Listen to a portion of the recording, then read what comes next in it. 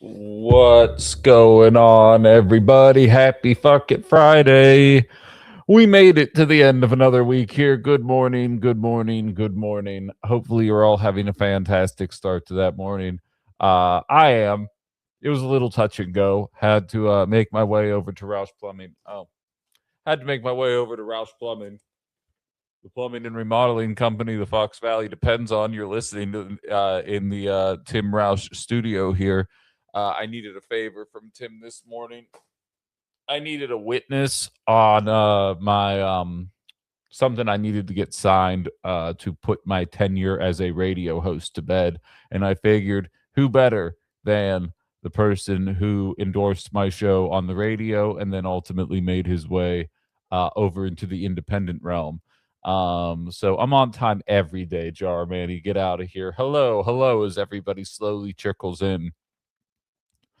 I got one heck of a show planned for you guys today, so I hope you're all buckled up for it. If you thought we were coming into a Friday mailing it in, boy, do you have another thing coming? Because there's plenty going on in the world of politics here. It's wild in the Trump era, even in the time of year when there's really not supposed to be anything to talk about. There really is just something to talk about each and every morning, which sucks from like the sanity of America standpoint, but is great from a you talk politics for a living standpoint. So all of your misery is my game. So I'm happy to jump into it with each and every one of you. I do have to apologize to the flock community. There was a informational meeting yesterday, and I just completely spaced on it, and I feel terrible for having done so. I had canceled Ben After Dark, and then I got wrapped up in things because I'm trying to finalize some things before we move into the new studio. Probably by the end of not week next week, if not the beginning of the following week, by for sure by then, by September 1st. And I just completely lost track of everything and I whiffed on it. So I don't have any information today on flock cameras, and that is my bad. Am I going to stay on topic today? Have I ever stayed on topic? I am not that is not my MO here. I do the weave. I do the weave like the president, only it's much more coherent. Um And hello, as more and more of you are trickling in. I appreciate all the well wishes, and hello, TikTok family as well. Always a pleasure to see you guys here as well. Ben, after morning, it's technically still the morning. I'd say 9 a.m. is still the morning. Made my way to Tim's office at 7. It was a torrential downpour, and the way my apartment isolated, so I'm on the first floor of a two-story building. I have a giant window on my left, but I always keep the blinds closed because if you're driving by, you can just look right into my apartment, and I hate that. So I just always keep the blinds closed. Imagine my shock when it is just a torrential downpour when I went outside. I was like, this is what I get for procrastinating on my paperwork. Story, tales old as time, really. And I forded the river and I made my way over there. And I make light about it. Obviously, the rain was completely tolerable. You guys opened my eyes to what's going on in Gary, Indiana, and it seems as though that has become much more prevalent in my social media sphere over the course of the last 24 hours. So if you want to talk about uh, rainfall and power outages, they are hitting, I think, day 11 in a row of no power. And I do have to say, because there's some people saying, who cares about power X, Y, and Z? Because there are articles written. NPR has one that said citizens of Gary, Indiana, exhausted after 11th day of no power. And people are questioning, why would you be exhausted, so on and so forth, because so few of us actually have a capacity for empathy. And I can tell you, I wouldn't have needed to go through it firsthand for me to feel for these people. But just so happens that I lost internet for not 11 days, for 9 days, and I still had power. My food was still refrigerated. My TV would still turn on, and I could play Blu-rays and whatnot through my PlayStation. I could keep myself entertained, and I, at the end of that, was exhausted. I would drive to different people's houses to do the show, and then you come back, and there's just that mental the mental anguish that goes into it. And I'm not worried about anyone else other than myself, you know? So Keep the people of Gary, Indiana on your mind. I hope this increased spotlight on it is going to get people hauling ass, because you really do have to wonder what could possibly be taking place for it to be taking this long. I am not an expert, and for all I know, there is a viable explanation. I don't know, right? I don't buy that. They are expected to have it until, I'm assuming not have it until the 25th, not to mention no water since many folks have wells. God. Just goes to, I'm telling you, I said it yesterday. We're going to need to see a much larger investment in that element of our infrastructure, I think, because we are very antiquated on that front, both in just the viability of our um, actual equipment, as well as the cyber defense and a number of other factors as well. So I have a feeling you're going to see people talking about that quite a bit. Um, I do have to say, I don't even know where to start this one. There's like 5 different ways that I want to start this, and I don't know what I think would be the right one. Did I not include Facebook on this? Where's my live? Why isn't this happening today? Bear with me 1 second here, guys. I just want to make sure that this is actually working the right way. Okay, good. It is. Hello, Facebook peeps. Good morning, Kim. Good, good. Plaid shirts are also bad for text.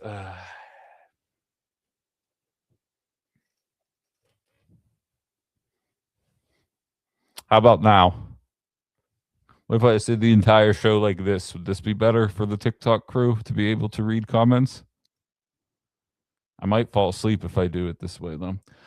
We've got a lot of we've got a lot of different conversations to talk about here, and I think I want to start with what my Facebook post was about, because I gotta say, tomorrow is going to be 2 months of my self-employed journey, and yeah, I do know it's good on Facebook, Jarmani. The TikTok people are kind of prima donnas, you know. As you get to know them, you'll find this out about them. The DoD war game scenarios for civil unrest in such cases as prolonged power.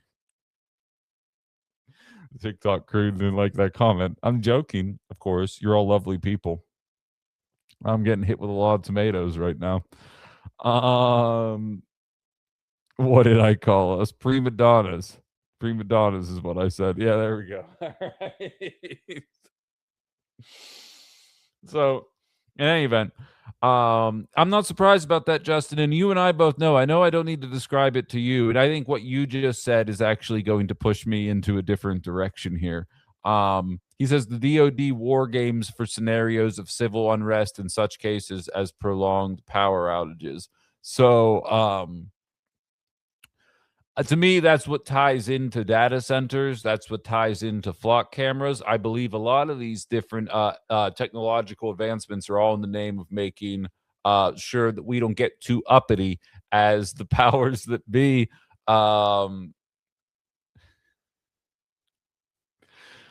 TikTok's cracking me up right now.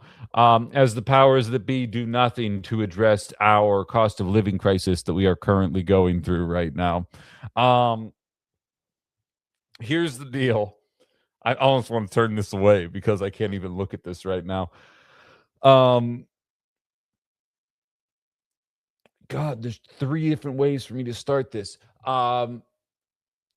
Yeah, let's start with regulations here. No, sure. What makes the most sense given what we're talking about? Let's start with the conversation surrounding data centers, because I believe that ties into what Justin is saying here. And it's interesting because, like, even Wisconsin Examiner, who I respect as a publication, has an op-ed out there right now.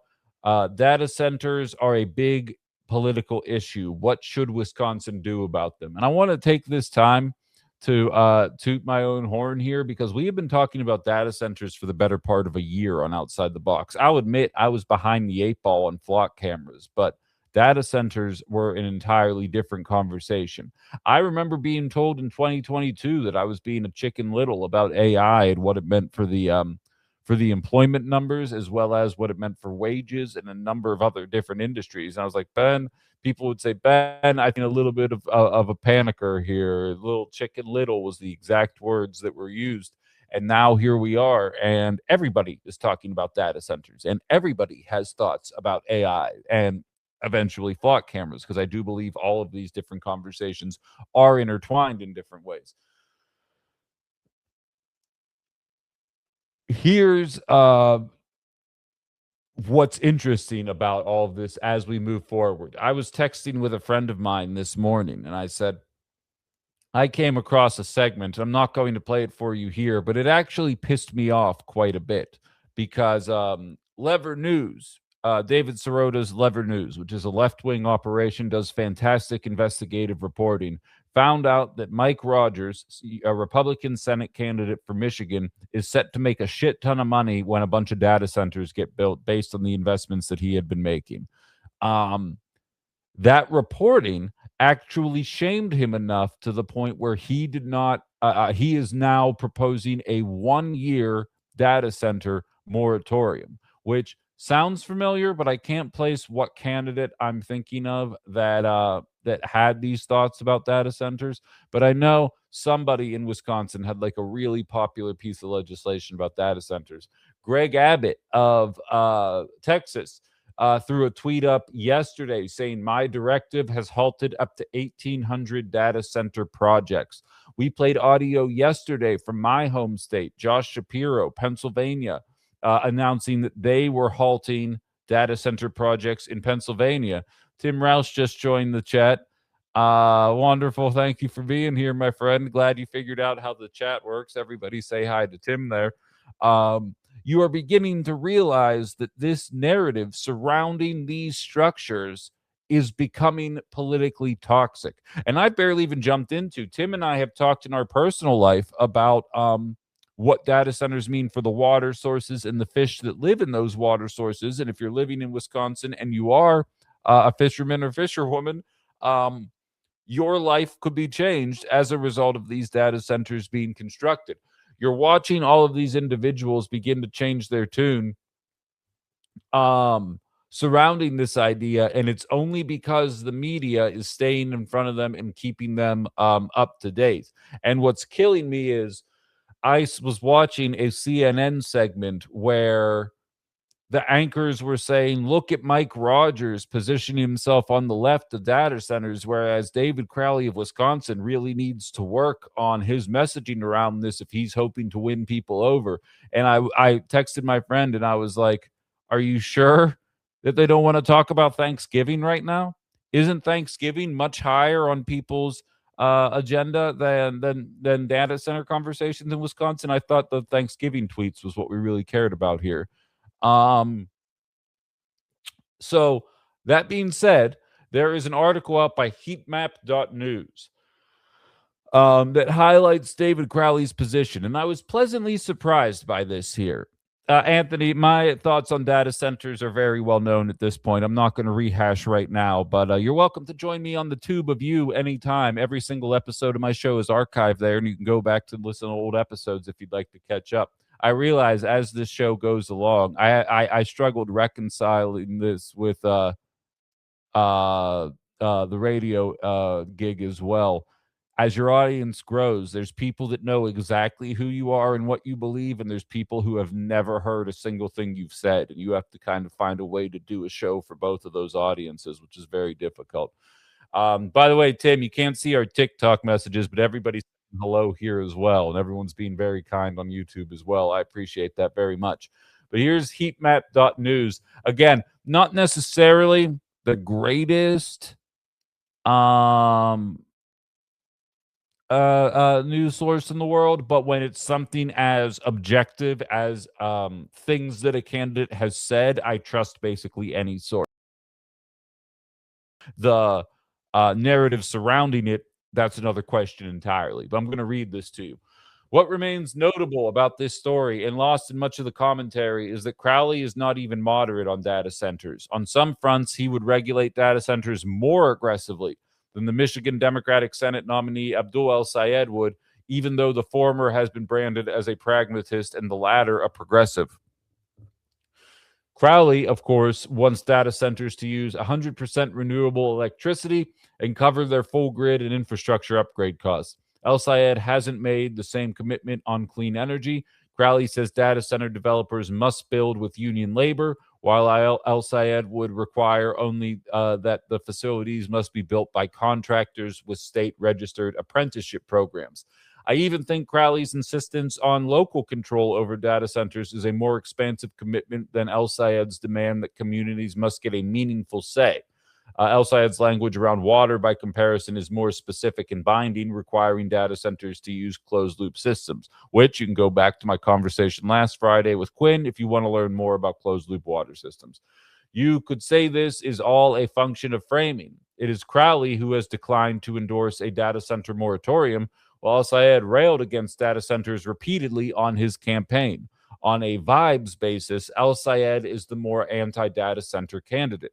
But policies are not made by atmospherics alone, and it is notable that socialists like Piker have endorsed El Sayed's approach while begging Crowley to go further when Crowley has had the stricter policy all along. Now, thank you for the follow, Anthony.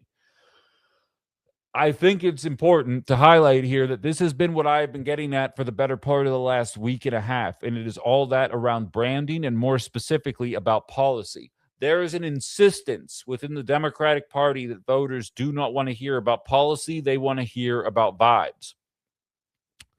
That is a bunch of bullshit. If you are an uninformed voter, maybe it is all about vibes. If you are in the game of trying to win over Francesca Hong voters in the primary, then the name of the game has to be, how exactly are you going to get this done? And I'm going to use a different example that has nothing to do with data centers here in a second, just to drive my point home. But it is a matter of messaging, and it is a matter of branding. Mike Rogers is coming out for the year-long moratorium. Greg Abbott is saying that he's shut down 1,800. Josh Shapiro is saying that he's not going to allow any more of these to get fast-tracked. You are watching small towns, villages, and cities around Wisconsin say, we are not building these things. Tom Tiffany is saying we're not going to put them on farmland, while not saying a single goddamn thing about anything else that is out there. David Crowley has some ideas, some of which I agree with, some of which I don't. But he has ideas that you can put out there, that you can market out there, and just saying the simple shit isn't going to get it done. Put people's minds to ease. Broadcast it out there, because I promise you, take a poll of 1,000 people in Wisconsin who do not listen to Outside the Box, and I guarantee you more than half of them right now, we got plenty of time still, right now, they will tell you that Tom Tiffany is better on data centers than David Crowley, despite the fact that Tom Tiffany has no real actionable plans to address them. Outside of, we won't put them on farmland. Okay, so you put them on other land then. Just get out in front of this here, and it's crazy watching the complete 180. We are so loud, ladies and gentlemen, that national media actually feels obligated to cover data centers now. Don't get me wrong, they still found 40 minutes an hour to talk about the fact that Michael Cohen and Donald Trump were going to talk to one another in an interview, which, like, oh boy, very high up on my priority list. But they still found time to do data center conversations. And I was saying to you guys as recently as 2 weeks ago, how is it possible that we find a way to work data centers into every show here, and yet it seems like on a 24-hour news network, nobody seems to have the time to talk about these? It's almost like there's a concentrated push to get these things built against the public's wishes, which is kind of interesting. Let's jump into some comments here, and then we'll keep it rolling. Brian says, Trump is set getting mean with the country's factions groups that are breaking the rules in regards to sales. Oh, yeah, I'll be getting into all that bullshit in the 10 o'clock hour. Don't you worry there. Greg Abbott is worried about... Okay, I'm not going to say that. Has everyone in the chat liked today's... Okay, thank you, Carla. Ben, the Crowley list of requirements are what I explained to you Tuesday, and it's exactly what we needed to hear. I agree. Now, make it actionable, make it short, sweet, to the point, broadcast it fucking everywhere. Make it so that you can't escape it. Because right now, They're being outflanked, even though the policy isn't there. Remember when Donald Trump was going to be the affordability president? How many of you listening thought he was going to be the affordability president? Fucking none of you, right? Okay, good. Me neither. But he was better at marketing. And when the other option was Bidenomics is working, it's like, well, no, this sucks. The problem is that it sucks because corporations are gouging us. And the Republicans convinced voters it was because of regulations and our taxes are too high. Trust me, there's a regulations conversation coming in the very near future here today that's going to show exactly how ridiculous that claim is. Brambo says, I'm more into improving life. I'm assuming that's relative to learning about Michael Cohen and Donald Trump. But no, Brambo, you don't understand. Like, they said so many mean things to each other for 4 years. And by the way, liberals, I hope you're listening to me right now. I don't know how many more times you got to get burned by this bullshit until you realize you guys always cling to these people that are obviously shitty people because they say bad things about Trump, and inevitably their shittiness is going to come out eventually. And you all sit there like, who could have possibly seen this happen? Plenty of us could have seen this happening. It was the most foreseeable outcome that Michael Cohen and Donald Trump would coalesce around one another again as soon as the chips were down, and here we are. So, like, grow the fuck up, all right? Like, when someone sends me a video and it's like, did you hear what Mary Trump? And then I immediately stop listening because I don't care what anyone with that last name says. They're opportunists, and they realize that there's an entire media infrastructure that just wants to hear bad things about Donald Trump all the time, and it's a very lucrative media structure at that. I probably could be moving my career along faster if I just embraced that media structure, but I have too much respect for myself and for all of you guys as well, so we don't do it that way. Violated Elf, TikTok just informed me that you've been in the fan club for 100 days. Feels like I just met you. It's crazy you've been around that long. I appreciate you being here. All the shittiness will come out. Well, with all the E. coli in our food. We'll get there. I'm not pandering. I'm being serious. I could.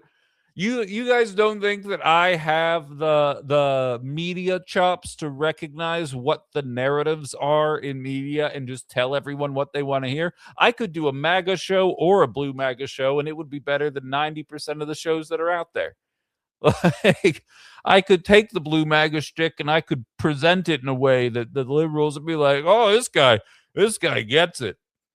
If you ever hear me talking that way, please know that I've become infinitely rich. I appreciate all the gifts. So humble, Ben. I'm just getting started. MAGA show. I dare you. I almost did one on April 1st this year. But like, so much of the shit they say and do is so hateful that like I don't even want there to be, because you know me, I'm a very dry sarcasm guy.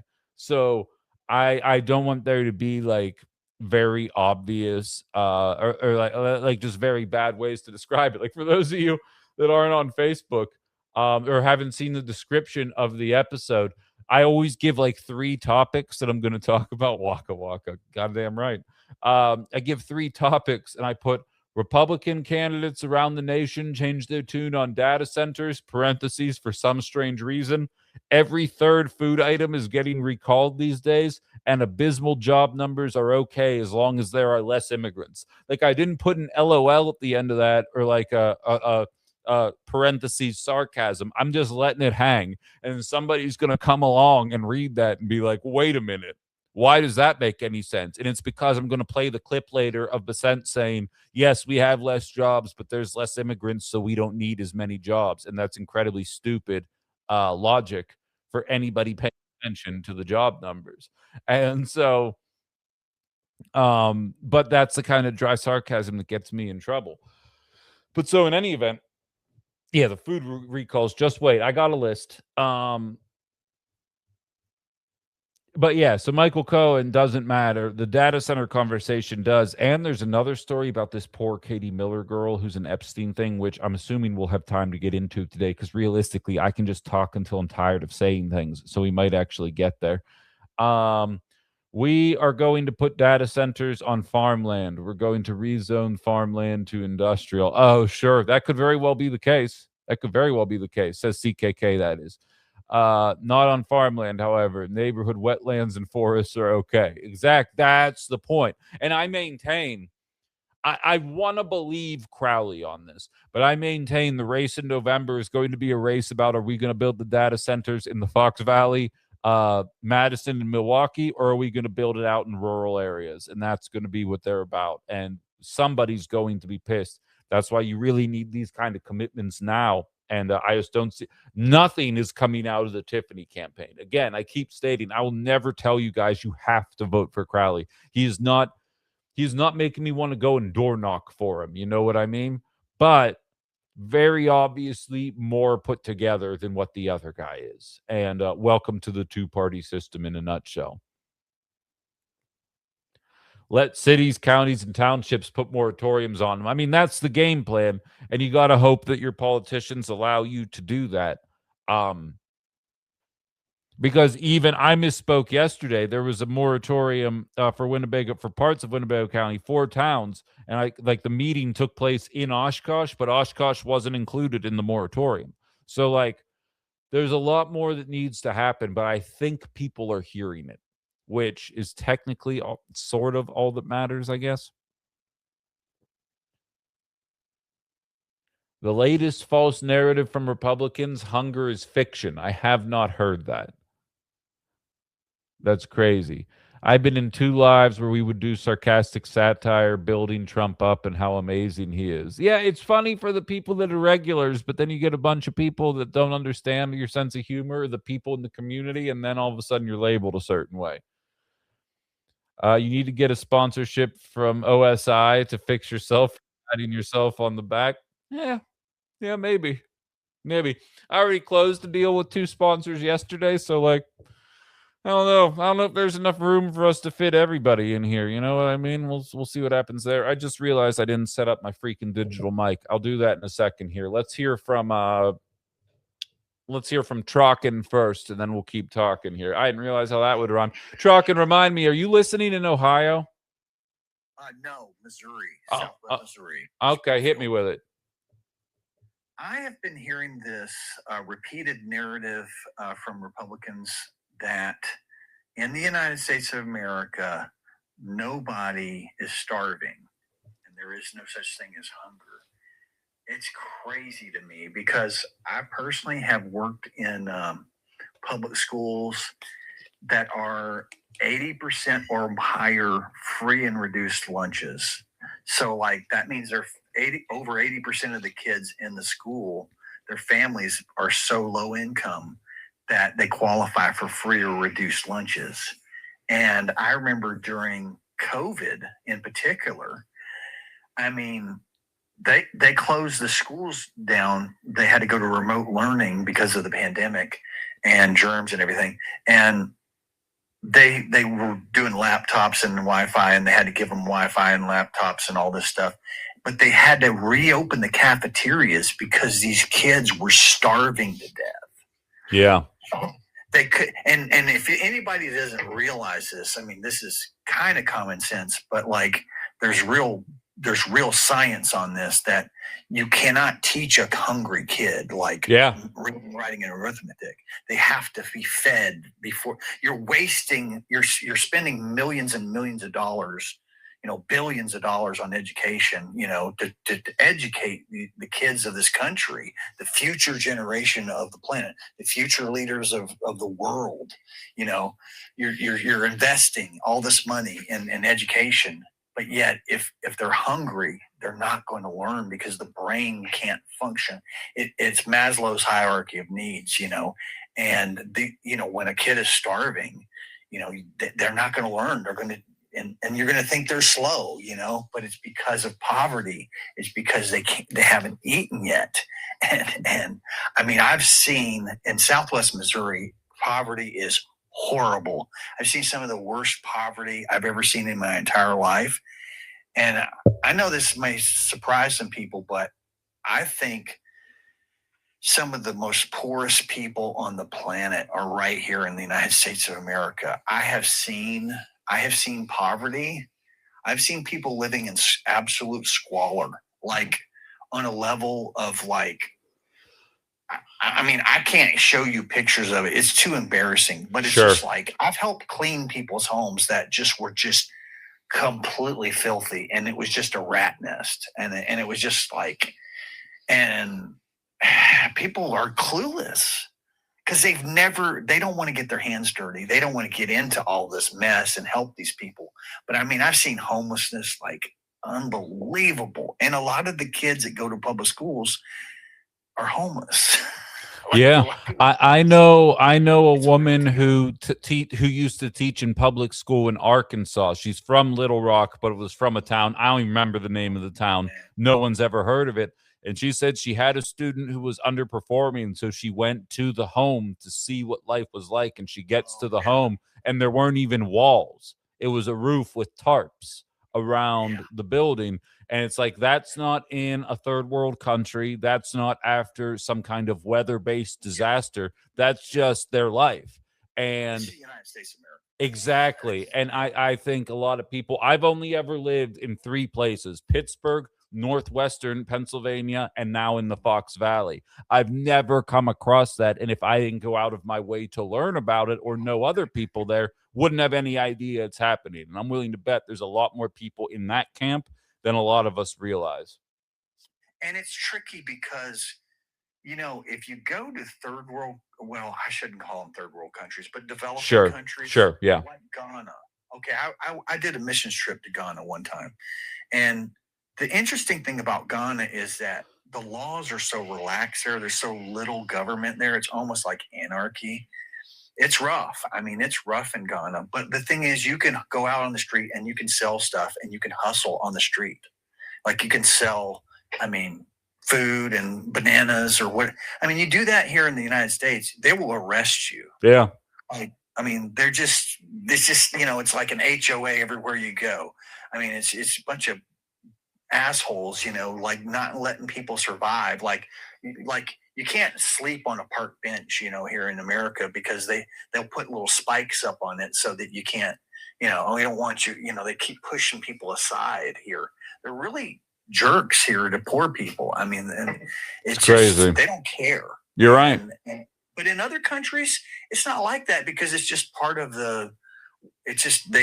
there's sort of an understanding that people are just trying to survive, and you can sell food on the street, and you don't have to have, well, it may not be the best health department code thing, but they're surviving, and doing the best they can. And it's just a different set of rules. I'm not saying one's better or worse, but I'm just saying the poor people in other countries are actually, I think sometimes the poor people here are treated worse than the poor people in other countries. I really think that.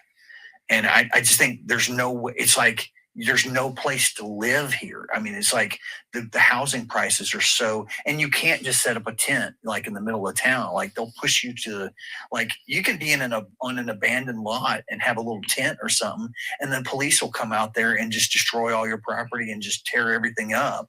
And kick you off the land. Absolutely. And that's if you're lucky. In liberal cities, they'll destroy your tent. In Republican cities, they'll arrest you. There really isn't much of an option there. I appreciate the insight, man. I think you're spot on. And we'll have to have another conversation sometime, because your state, Missouri, oftentimes, you know better than I do. I'm sure you guys passed an increased minimum wage via referendum, and your Republican majority is finding every underhanded way in the book to try and stop that shit. But we'll talk more later. Well, here, I'm going to keep it rolling here, Truckin', but I'm with you, man. We'll have a longer conversation about this another time, but I appreciate the call, dude. You take it easy. Yeah, you take it easy. But I have nothing to add to what he's saying, other than nobody is taking the plight of these individuals seriously. And I think the mental image of a nationwide HOA is kind of the perfect analogy for what he is describing right there. I have never lived in an HOA, but I have plenty of friends that do. And let's just say I would not fit in well there. I don't take that kind of shit very easily. Violated Elf, who's listening out in California, says that they have the hostile architecture where they build like a point out of concrete in the middle of their benches so that you can't sleep on them. And it's like, You know, I feel like if you want to sleep on a bench, life has already beaten you down enough that we don't have to be that big of assholes to you on the back end of things. Like, you might be able to just, figure out a better way to handle this. What do I know? I'm probably just a bleeding heart. The lady, wait, time out. What's happening here? I heard the same talking points from my Republican town. This is Violet out in Georgia, and there are some really poor people here. This lady, I was like, kids aren't starving here, prove it. And I was like, we don't parade poor people around in the square. Exactly. Kristen says our school packs backpacks full of snacks for kids on the weekends that need food. That's nice.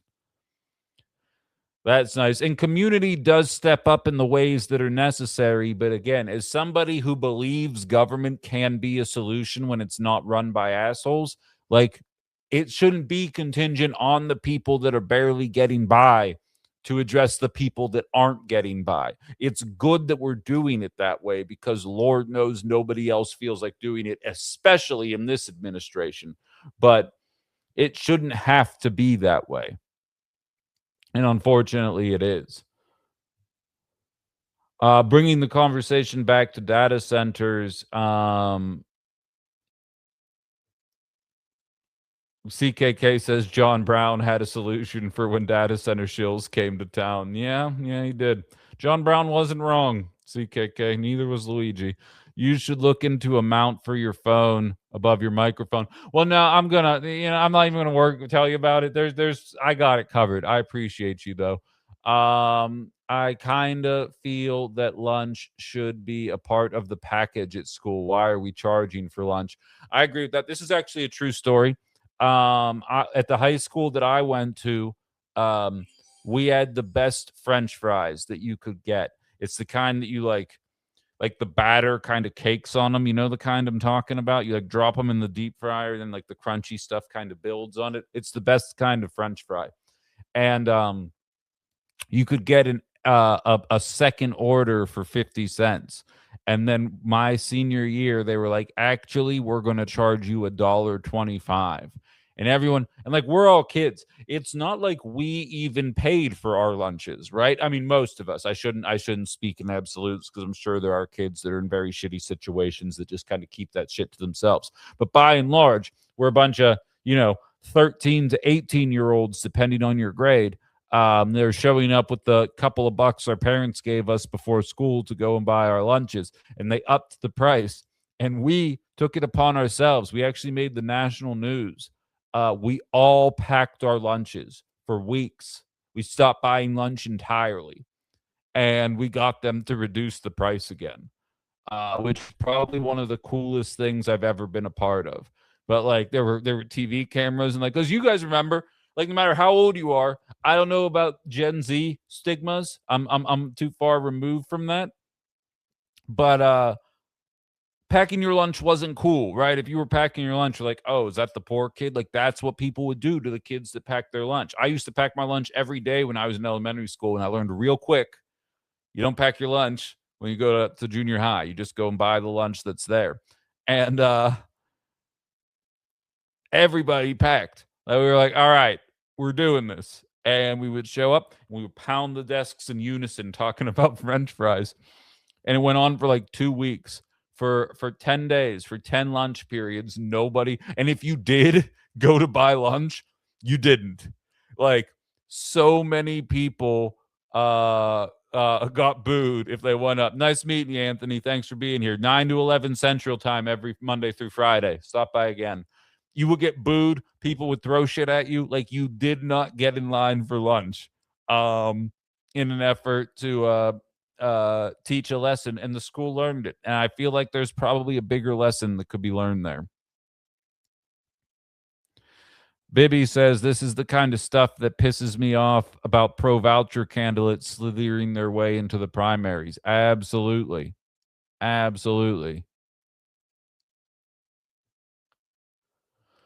Old Lib says lots of moratoriums on wind and solar. If good things, in his opinion, can be blocked, why not data centers? Yep. You'll get no pushback there. KG, who's listening in Houston, says Texas Senate candidate Tellerico said that if he were going to teach a man to fish, he should make sure that he had lunch first. Just feeding all the students is the most cost-effective choice. I dig that. A lot of people agreeing with Old Lib. We got to get you on the show, man. It is a felony to put up a tent in Tennessee now. Yeah, I believe that. It's a felony to be poor in a lot of states now. Working class Americans are jerks to the poor and homeless because it provides the illusion that you can't end up in that place tomorrow. Exactly. The poorest among us are used as a threat to the rest of us. Like, if you stop working, this is where you're going to end up. Here's an interesting fact. I was fired on a Monday. By Friday, I was already making more than the average black person in Wisconsin, the average black family in Wisconsin. As an unemployed, I reached out to people around me. I knew on Friday, the Friday I got fired, that Tim Roush was on board. That's why when I went to clear my desk out on Saturday, I didn't bite my general manager's head off, because I already knew I had a sponsor and I was already being paid to syndicate on the Minocqua Brewing Company. So I was not, for the record, between those two things, it's not like I was making a shit ton of money. My point is that it is more than the average black family in our state makes, and I was making it as an unemployed man. And so the idea that there are people working 40 plus hours a week and making less than what I was taking home, and then sometimes can't figure out how to afford lunches. This is why we have a permanent underclass. It's to keep the rest of us know you better get your ass in gear even when life knocks you down, because this world will not wait for you. And it's fucked. And what's crazier is there's a lot of people out there that endorse that kind of mentality, which is kind of wild. There's some judgment baked into the ethic of pull yourself up by your bootstraps. Exactly, which is a fake saying. But I know you know that. Have I noticed the benches in Houdini Plaza? I actually haven't, but I will look next time I'm there for sure. Alex says, they might, I don't know. Interesting. I've always packed because I didn't like waiting in line. I still brown bag my lunch. It's bourbon, says Justin. Dude, we went to a city park, smoked weed, and played hacky sack at lunch. Nice. That's a different time. My mom went to the same high school that I went to. And the center area where you could like go and hang out in between classes, there was like a little courtyard, and my mom would say that's where we all would smoke cigarettes, and you didn't have to hide that you were doing it. You just went out there and smoked cigarettes. Simple life.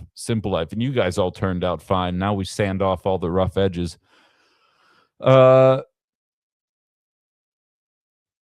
Wait, what happened here? I'm not even paying attention on some of this stuff. Okay, yeah, all right.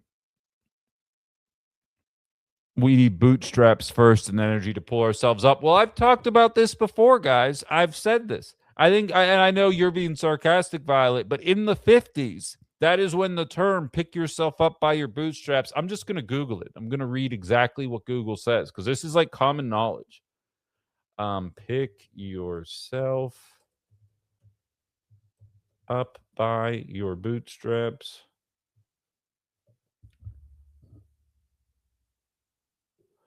All right. The phrase pull yourself up by your bootstraps means to improve your life or succeed through your own hard work without any outside help. However, the expression originally started in the 19th century as a sarcastic joke describing a something physically impossible, lifting yourself up off the ground by pulling the tabs of your boots.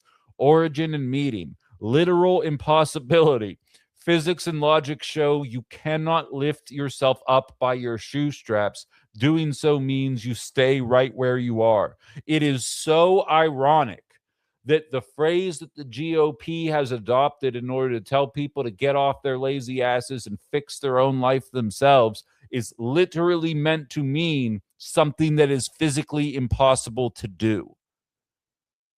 Did anybody learn something new for their first time today? Because like That kills me. The irony of that statement knows no bounds because you get it thrown in your face nonstop, and it is meant to be something that you physically cannot do, which blows my mind.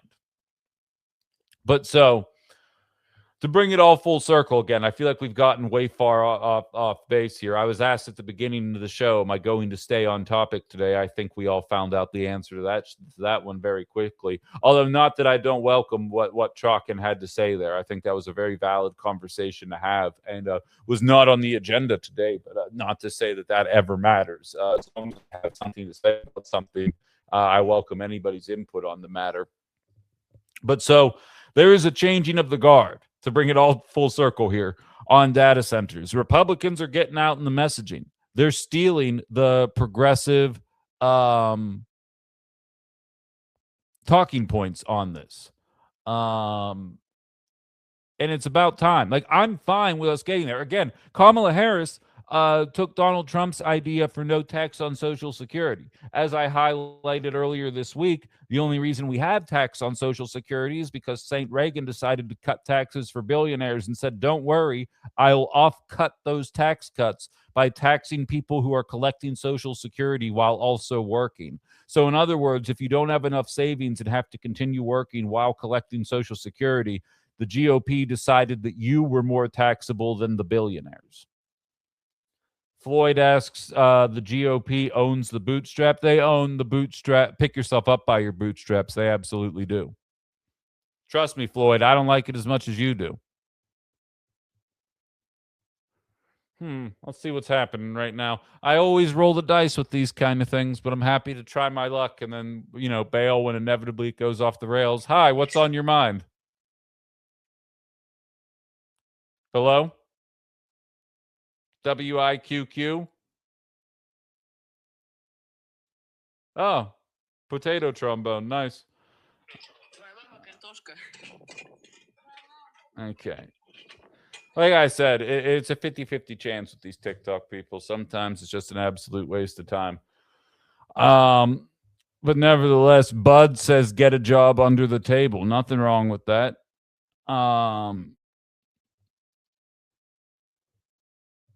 But in this country, what is under the table anymore? Not that I ever underreported because I wouldn't have the balls to do so, but I collect my rent checks via Venmo, and up until last year, unless you got $200,000 on Venmo, it didn't automatically report your earnings. Now, if you get more than $20,000, it reports your earnings because we'd much rather crack down on average workers than billionaires, regardless of who's in office. I'm pretty sure that actually happened under the Biden administration, if I remember correctly. But in any event, so good to see the GOP coming around. David Crowley's got to get his ass in gear, make sure that he is messaging on these data centers the right way, because I really don't think that there's going to be he's not getting a lot of leeway because, again, MAGAs like Floyd will just all of the comments made by the GOP no matter what. Liberals have the unfortunate reality of half of their party being comprised of leftists and socialists who actually demand accountability. I'm sure there's an element of liberals out there that get so jealous watching Donald Trump be able to tell Floyd whatever the fuck he wants to tell him and Floyd just gobble it up. I would be jealous of that as well.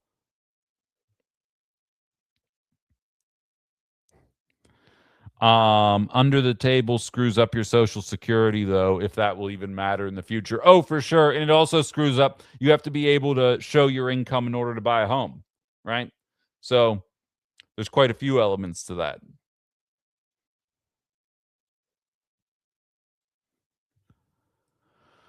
But so in any event, let's keep talking about Republican talking points, though, shall we? Here we go. Let's start here. Oh, of course it refreshed. God damn it.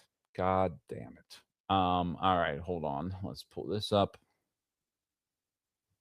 We click here. Perfect. All right.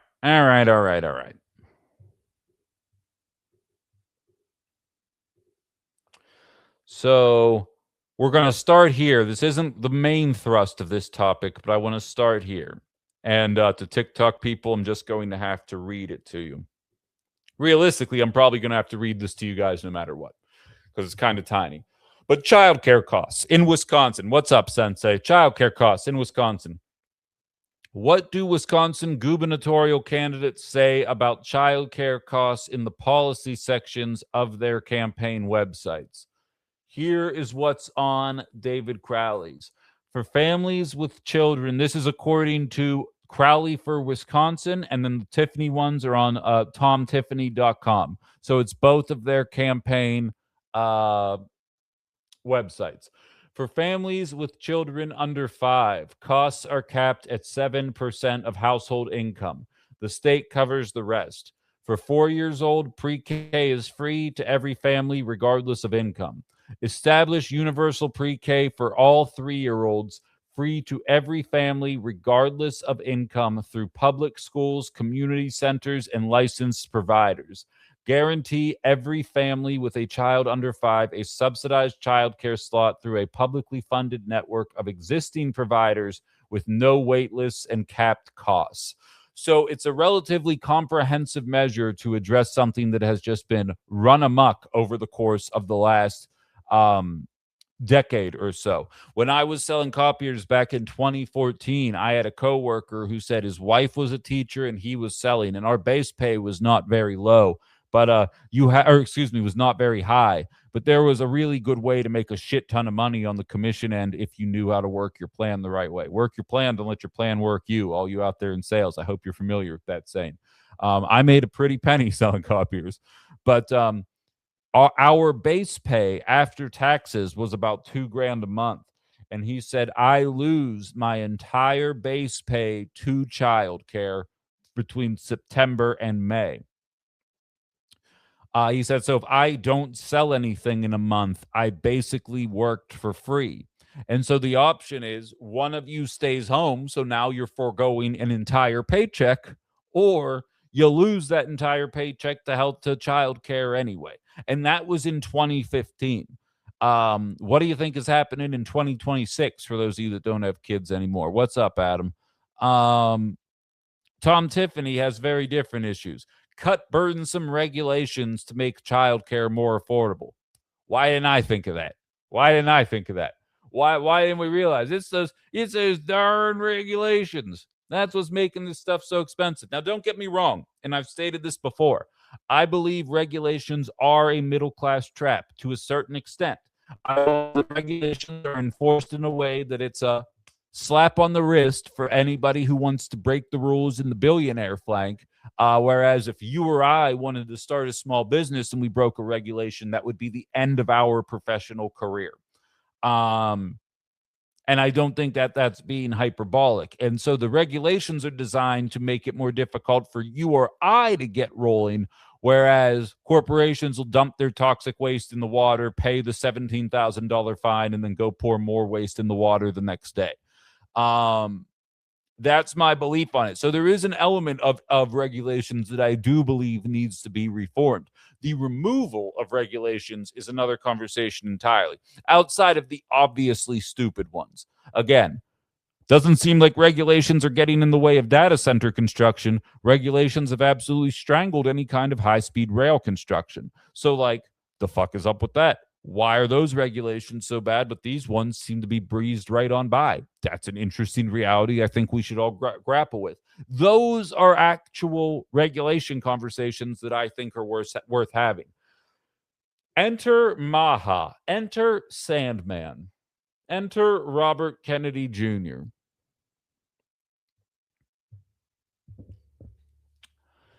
February 2026, ground beef is recalled. April 2026, cheddar cheese is recalled. April 2026, powdered milk is recalled.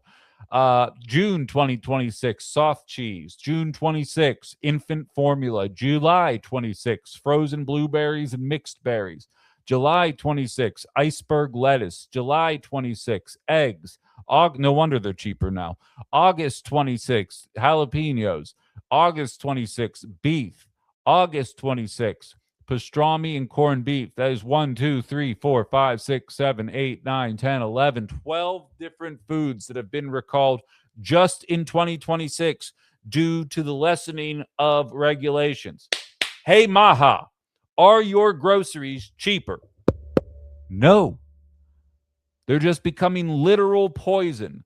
So when Tom Tiffany says, I'm going to remove the regulations to allow childcare to be more affordable, quick show of hands. How many of you think childcare will become more affordable? None of you? That's what I fucking thought. Maybe Floyd. Sorry, Floyd, you're wrong on this one. How many of you think it'll be just as expensive, but probably not nearly as safe for your kids? All you put your hands up? Great. But at least it's not being run by the Somalis. This is what regulations and the GOP actually swing around. They take a real issue. This was something I said about Trump often during the campaign season in 24. Republicans take a real issue, i.e., wage suppression as a result of undocumented immigrants working in manual labor jobs for a pittance relative to what Americans will work for.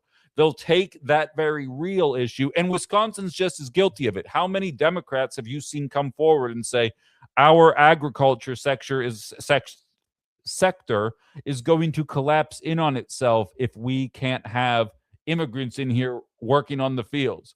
So in other words, you're telling me the only reason that our ag sector is relevant is if you pay below poverty wages because the people can't speak our language.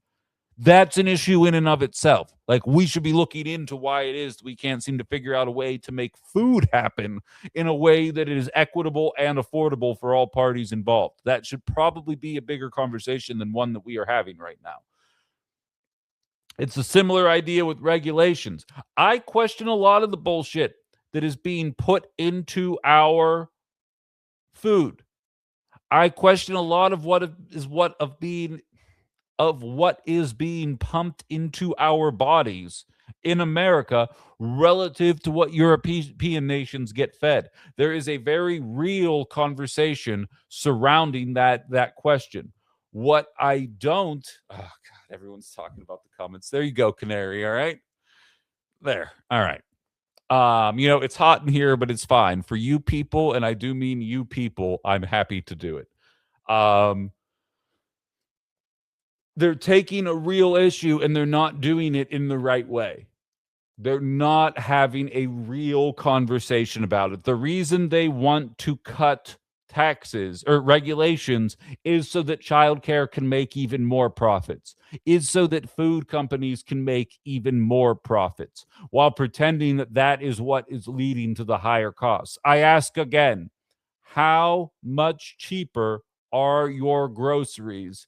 How much more poison are your groceries? One of those two statements is a lot more impactful than the other. And here's what's awesome about this. So I changed my Facebook account to professional. So my content is getting pushed out to strangers now. I didn't realize I would have been doing this months ago. Shout out to Eljo for being a rock star. I didn't know any of this was even doable.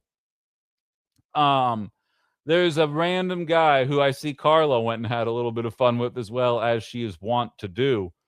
I posted a video with all of those different foods that got recalled, and said, hey, Maha, wake the fuck up, or something to that extent. John Severson said, is he even from Wisconsin? I don't even know. Who cares? I know it's all about money with you liberals. Let's talk about the fact that he said it's all about money for liberals, and let's talk about the fact that he called me a liberal. But conservatives are just resting easy that our kids are no longer being groomed by drag queens. Again, this was a video about food regulations and recalls. The fact that people literally shit themselves to death eating our lettuce. That was the point of my post. We're on drag queens because they're Manchurian candidates. Money is secondary to our nation's children. Both sides steal, like they are saints now for pointing out fraud. They've been fine with it as long as they can fulfill their perversions. Leftists are going to have to drop their support of sexual perverts and women that want to kill their babies to gain any respect. Damn Neanderthals. I went on to post a tweet from the Wisconsin or the GOP saying, just in, Republicans kill Democratic effort to ban child marriage in Wisconsin. Yes, you are still legally able to marry a 16-year-old in Wisconsin. Was taking time while I was talking about regulations to talk about the Democrats are coming to trans your kids. Don't call me stupid. I'll get you fired. Manchurian candidates, the lot of you. Because not only does that have not a goddamn thing to do with what I'm talking about, and not only is there obvious evidence that the thing he is most concerned about grooming young children for sexual activity is very obviously being prolonged by the Wisconsin GOP. Not an opinion, an empirical, objective fact. He continues doubling down. And unfortunately, it looks as though, do I have to switch this? Maybe if I go to all comments, will that make it pop up? Or did he delete his comments because I made him look like a fool? I shared that with him and he said, you really think this is the same as drag queens grooming our children and homosexuals walking naked in the streets for pride parades? I literally showed him a piece of legislation the party he is defending passed. He says, I don't understand why this, I don't understand why you're saying this. Conservatives would crucify anyone that had evidence against them. You flaunt your sexual perversions. He goes on and on. We 100% do not support child marriage. Seems as though the elected officials that you choose to represent you believe otherwise then, Stephen, or John, and I hope you're listening. Sorry, you're not particularly memorable. This is what we are competing against. There are moments when I really think we're turning a corner as a nation, and then there are other moments when I realize exactly how fucked we are because these people are so confused. Kids are safer with drag queens than they are with Republicans, says Eljo. I agree. Based on this rule. I don't know. Have you guys seen this Katie Miller shit? Well, we'll get there, but have you guys seen this Katie Miller shit? Like, this is just getting swept under the rug. It's absolutely wild. Where do we go here? Maybe this time it'll trickle down, says Ethan. Yeah. I know you're being sarcastic, but you know what? Does it seem like I'm in the mood? Seem like I'm in the mood right now, Ethan? Sharon says add Sprouts to the list, which has sickened about 15 people in Wisconsin. Great. But no, you don't understand, Sharon. Those burdensome regulations were getting in our way. I don't think you understand. CKK grows his own jalapenos. Way to rub it in. There's a notion in Maha that you should eat a bunch of pathogens because it'll improve your immune system. Yeah. Don't say anything offensive, Cominos. Just keep moving. Tax soda, another junk food. Put the money toward Medicare for all. I'm fine with that. A cigarette tax. I remember. I don't think I've told this since getting booted off the air, but when I was in Canada in 2013 to run a half marathon that I signed up for when I was blacked out drunk one night that I did not train for. I did finish. It took me a long time. And it's funny, if you ask my brother about it, he's like, yeah, Ben signed up for a half marathon and the only thing he did to train was start smoking cigarettes. And so I go to Canada with my friend who's a bit of a health nut, staunch Republican, lower taxes, yada, yada, yada. And I go to buy a can of chew, and the cheapest can of chew in 2013 was $22 because of how much they taxed it. And they would funnel their taxes into their health care plan. And I walked out of there. I go, it's $22 fucking dollars for one can of chew. I'm going to have to make this last all week. This is ridiculous. Because again, I was like 24. I was not fiscally set up to be paying $22 multiple times for a can.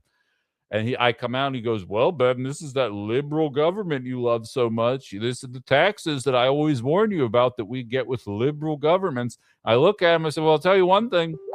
I'd probably quit.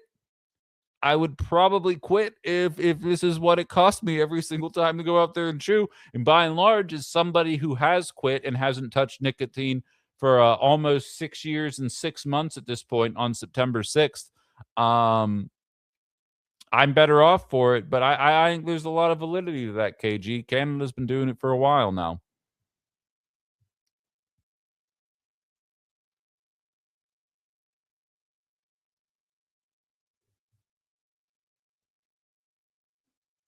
There was a Republican official in Florida arrested on 5 felony counts of kidnapping, molestation, and abuse. Well, that's the thing, Justin, is, and I didn't ignore it on purpose. It's just I can't always add. You know what, Larry? This is the 3rd time you've asked to join, so maybe you actually mean it this time. Is there something you want to say? So am I back on? I had another butt call. Okay. But anyhow. Yeah. Hey, I agree with everything you're saying. That's all. Okay, great.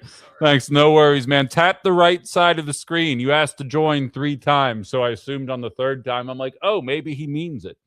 But in any event, but yeah, there would be a story for every one story about somebody in the LGBTQ community engaging in some kind of propriety. There is impropriety. There is between 5 and 10 stories about elected conservatives, or people pardoned after January 6th, or some variation of a right winger doing something horrible to a child. And the Republicans just under the rug, under the rug, under the rug, under the rug. And eventually a trans person or a gay person does something. They're like, this is why we shouldn't have these people in existence. Stone them. Obscene. Obscene. I couldn't agree with you more on that front. But so, what's wrong, Floyd? Are you getting mad because I'm just beating down your Republicans into a bloody pulp on this show today? Why don't you join the show, Floyd? Why don't you back up the regulations? You seem to talk a lot of shit in the chat. Why don't you back it up, you little pansy? Why don't you come on the show and back it up? You can't, right? Okay, good. Pipe down then. Let's see. Who do we have here? Larry, you're requesting to join again. If only you were Floyd, if only you were Floyd, maybe you could get something in there. And highlights also church pastors. Violated Elf says what the CEO of Flock what's been implicated. Interesting. I'd have to look into that one there. Wait, someone called you my Natalie? Oh yeah, right. Okay, yeah, I was here for that. That was freaking wild. Let's see if I got any more, because like now that I'm a professional site, MAGAs are seeing my content regularly now on Facebook, and it's hilarious. And like I had the reins put on me in when I was working at that little radio station, and now I can talk on people however I want to, and they can't do shit to me. And I've been taking advantage of that basically since my removal. Like I got one that said, yeah, okay, commie. You're a complete idiot, says Bonnie. You're more than welcome to call in, Brian, but you don't got to talk me down. I'm in the exact mind state that I need to be in right now. It's because I'm hot, because I have to hold this pillow here. Otherwise, Carla and Canary bitch on TikTok. So I got to hold this so the people can see. You have too much to lose to being associated with me, and yet here you are every single goddamn day, Floyd. You're a pansy. Bud says, I could consider myself somewhat conservative, and I have no problem with trans people. I have a problem that they start on it prior to puberty. Here's the thing, Bud, and I really don't want to have this fucking conversation, but it is the only thing that you people want to talk about. If you don't think kids should be getting transgender surgery, here's a great suggestion for you. Do not trans your kids then. All right? See how simple that was? Don't trans your kids and then mind your goddamn business. And then the solution's solved. I got a problem with abortion. Great. Then don't go get an abortion and then mind your own goddamn business when somebody else goes to get an abortion. Do you realize that conservative policy is about saying, I don't want to do this, so I don't want any of you to be able to do this? That's the frustration with it here. Don't do it then. I'm not telling you you have to do it. There is no Democrat running on you must abort your firstborn child. There are a lot of Republicans running on the mother should die of pregnancy complications if it means getting an abortion otherwise. And that's not me being hyperbolic. With the transgender, I don't know if you took intro to biology in high school, Bub, but let's go over this here. Back in biology, there were the Punnett squares, right? There would be 4 squares there in a box, and there'd be 4 possible outcomes. It would be like, is your kid going to have blue eyes, green eyes, or brown eyes? And based on your parents' genes, the Punnett squares helped you determine what your eye colors were going to be. When it comes to parents raising a transgender child, there are 4 possible outcomes in that scenario. 2 and 2. Either the person needs to be, wants to transition as a child and they appreciate the decision, or they want to transition as a child and they regret it. Now, the latter is a much smaller percentage than the former, but let's pretend for a second that it's all equal. As the parents, there are 4 possible outcomes. Either your kid wants to transition and it was a good move. You're either going to do it and they'll love you for it, or you won't let them do it, and there's a chance you alienate your kid for the rest of their life once they're 18. And that is your right to be estranged from your kid for the rest of your life. Or they would grow up to regret it, and you let them do it, and they grow up to resent you for letting them do it. Again, a fraction of a fraction of a fraction of a percent of people fall into that category. Or they don't want to do it and you don't let them do it, and they say, boy, thanks for talking me out of that one. Again, significantly less likely outcome. It is on you to determine what your best interest is. The last time I checked, conservatives are still cosplaying like they're small government. How about you stay out of my family affairs and I'll stay out of your family affairs? That sounds like about as small as government can possibly get.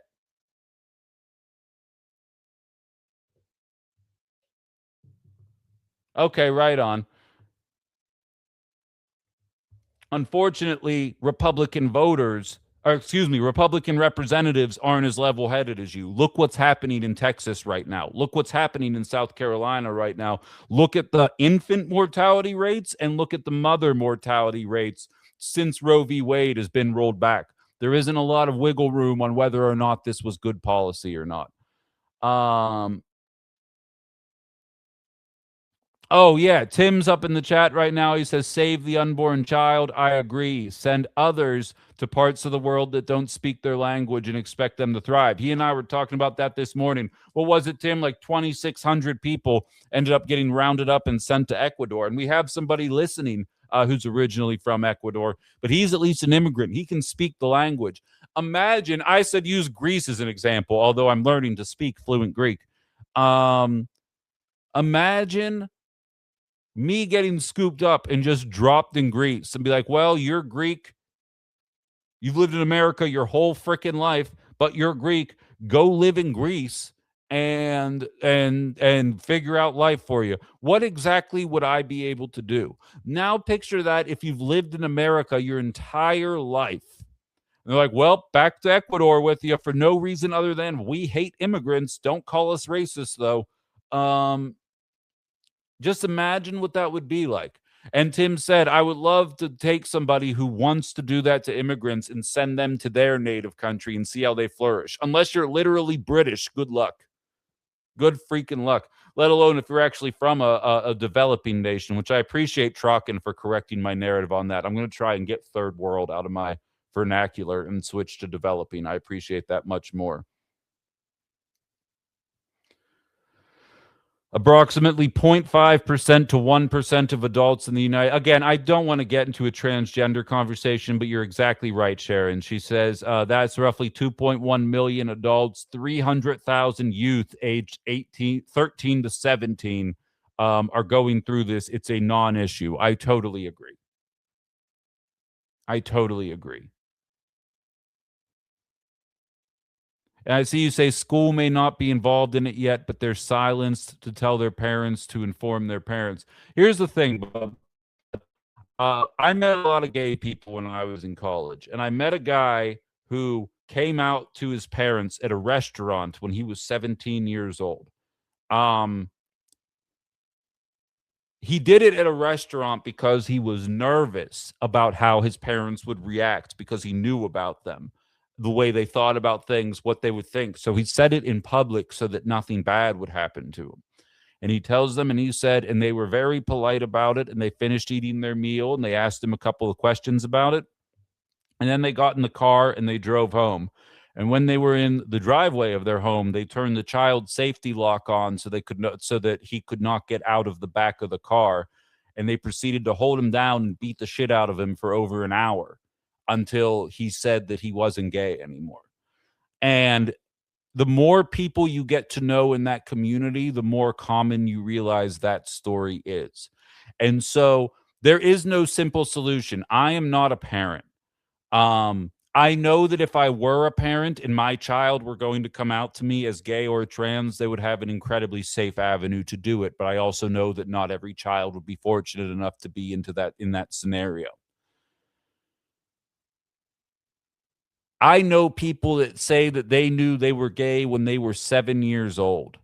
So if you have parents that are going to beat the shit out of you when you come out of the closet, and you're able to know that you might like girls or boys as early as 7 or 8 years old, sometimes the only person you can confide in is the teacher. And there's been a misinformation effort to try and make it seem like the teachers are transing the kids or trying to convince them they're trans, when in reality, this is a simpleton's attitude to make a narrative.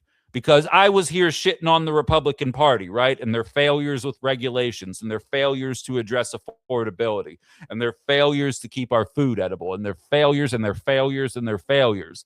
And then you decided, I'm not accusing you of anything, but you switched the conversation here to what about the transes?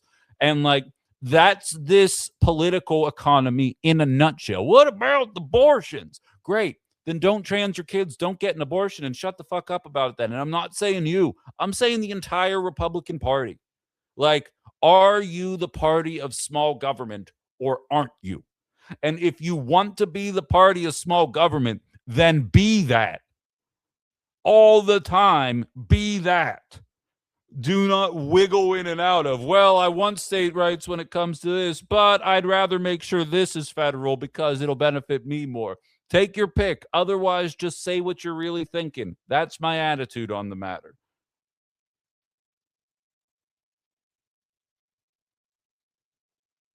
Carla says she had dance students come out to me before their parents because home wasn't a safe space. Keep crying about it, MAGA. Exactly. Like, this isn't rocket science here. It's just a matter of being a regular human being. And people are going to do stuff that you don't agree with. People do it all the time. I know kids that weren't allowed to watch The Simpsons growing up. What the fuck did people do to their kids? Why wouldn't you be allowed to watch The Simpsons? I don't want to legislate it so that everyone has to watch The Simpsons. I just know that I'm inherently smarter than all the kids that didn't grow up watching The Simpsons. It's not my place to tell you how to raise your kids. It's a similar conversation here.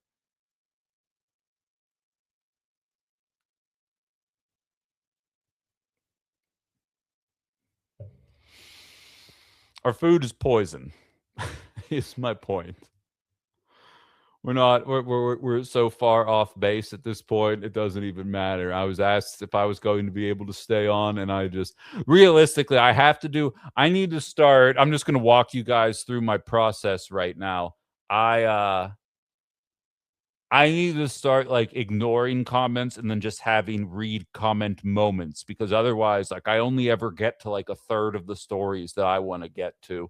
Um, because you guys are awesome. I don't want you to stop messaging, but then sometimes I just need to do a better job at staying on point here. Watch yourself there, pal. I wasn't allowed to watch The Simpsons. Well, I mean, could have guessed. Could have guessed. I'm joking. That's why I'm so woke. Thank you, Canary. When someone comes out to you, it's quite a touching moment. I agree. I absolutely agree. And like, I was not like, this is real, and like, this is how I like to like relate to people, because I think a lot of people are always scared they'll say the wrong thing. So I oftentimes wear my ignorance on my sleeve so that everybody else feels a little bit more comfortable. um the first time somebody came out to me, I was 19 years old. I was a freshman in college. It was my RA, and he was also from Pittsburgh. We were massive Steeler fans. We watched the football games together. It was either during the playoffs or right after the football season ended. And it's he and I and one of our other mutual friends in a room together. We were not sober. And he looks at us and he says, like, I've never told anybody this before, guys, but I'm gay. And there was like this long beat of silence. And then I said, but you like football. See how much I've grown? You see how much I've grown in almost 20 years? It's quite a bit. We all have the ability to grow. We don't all start off woke as shit and understanding how all this stuff works. Sometimes you got to learn these things. But I just that's a good story. It's funny. I thank you. I agree.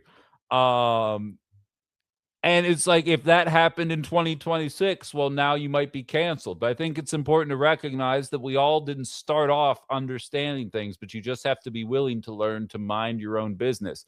I see Bibby also wasn't allowed to watch The Simpsons. I didn't realize I was going to kick this hornet's nest by picking a random thing. One of my best friends wasn't allowed to watch The Simpsons. And so I use that as an example all the time, because I'm like, well, why the heck not? I never understood why. But also, my parents might have been a little too relaxed on what I was allowed to watch. I can admit that.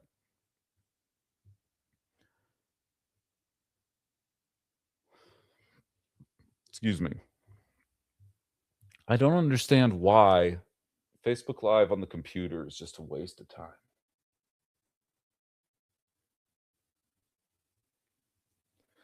Bear with me. Everything's like reorganized now that I'm a professional on Facebook. Shh. All right, Ben. All right, Ben. All right. So, I'm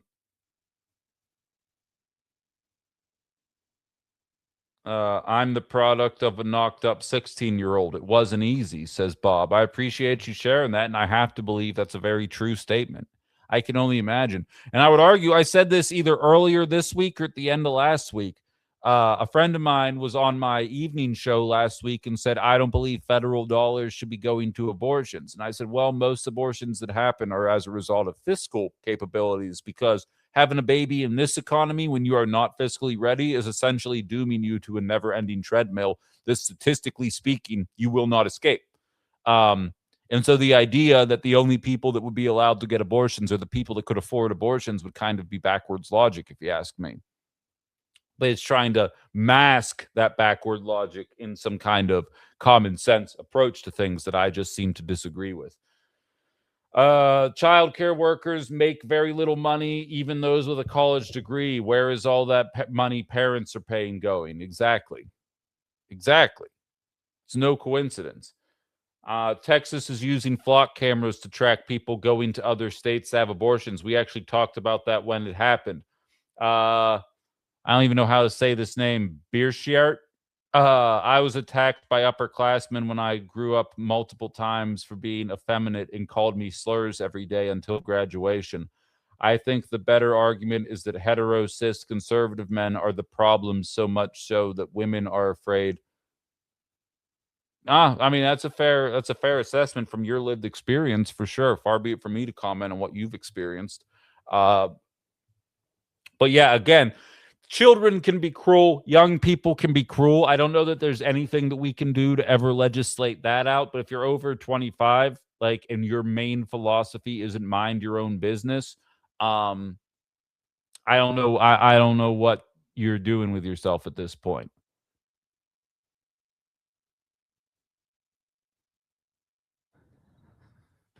No, Ethan, I disagree. All right. He says, all I take from this is that I wasn't allowed to watch The Simpsons, and my first response to someone being gay was not, but you like football. Seems like the shoe is on the other foot there. Yeah, maybe.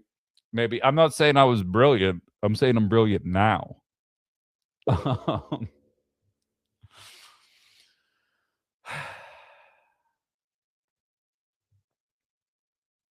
So anyway, I guess my main point is that Medicare for all would save us all about $1 trillion. It would eliminate $52 billion in uncompensated hospital care.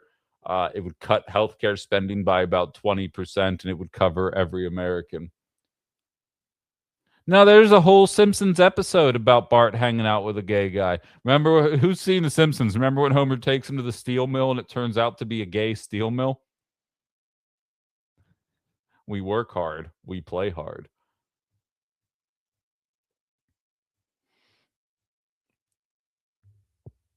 I'm so far gone at this point, guys. It must be a fuck it Friday. Todd Flanders greater than Todd Pingle. Agreed. Facts.